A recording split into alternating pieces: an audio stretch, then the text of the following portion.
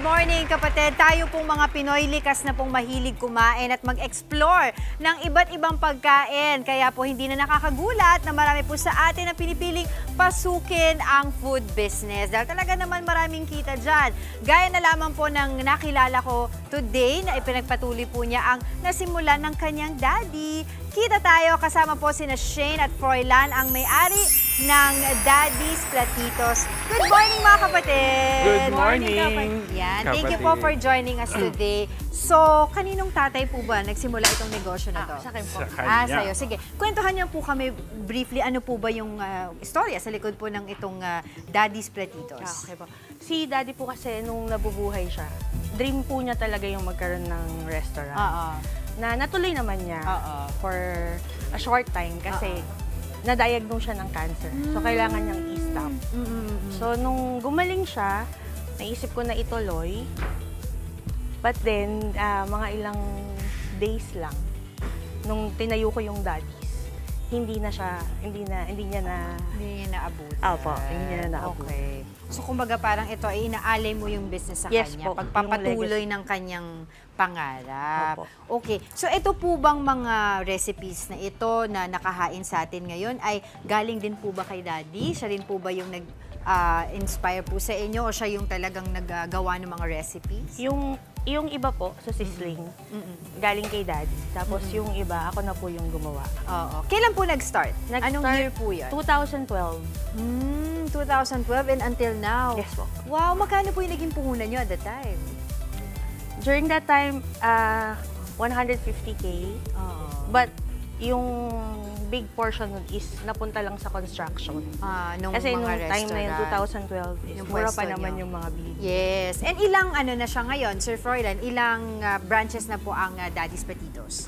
Daddy's Platitos, siguro nasa 3 na po. 3 na? Yes. Okay, ano po yung mga location nila? 2 po sa Parañaque, sa Bay Baclaran, tapos isa sa Villamor. Okay. So ngayon, magkano po kinikita ng Daddy's Platitos?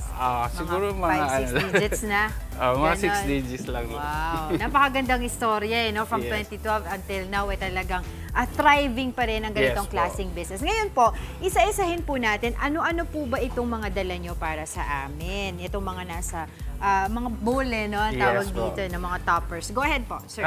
This one po is bacon with the egg. Yan kasi yung pangkaraniwan mga needs ng mga tao. Parang easy way lang siya. Kumbaga when you order po, mabilis lang siya. Comfort food, ika nga. Oo.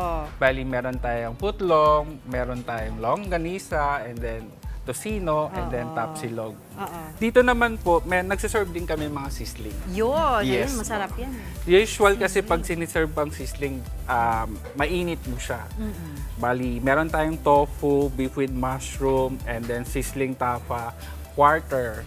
Tapos yung mga kasi minsan yung mga kids natin naghahanap, meron din tayo nuggets. Of course. And then Shanghai. Shanghai, hindi mawawala yan sa Yes po. hapag ng Pilipino, di ba? Yes. So, ito talaga mga Pinoy comfort food. Yes. Ngayon, ang tanong dito, sir, at saka ma'am, magkano po yung mga ganitong klaseng putahe po? Bali kasi tayo, nagre-range po ng ang food natin between 50 to 100. Bali, meron tayong, this one is 65 in putlong.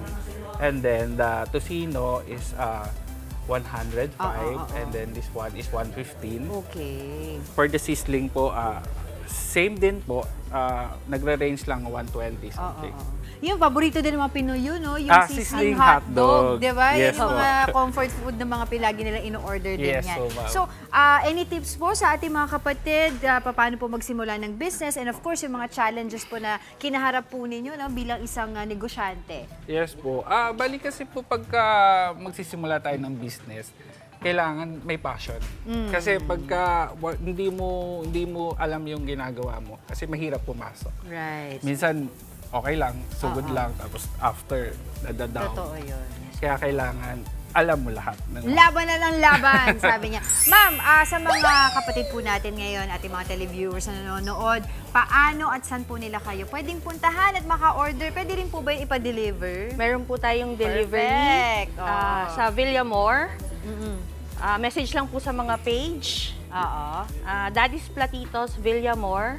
And then sa Baclaran po is Daddy's Rivera. Ayun. Alright, maraming salamat po sa pagsalo sa amin today. And very excited na kami tikman ito pong dala po ng Daddy's Platitos. Maraming salamat, Thank you po. Ma'am Shane and Sir Froilan. Thank you po.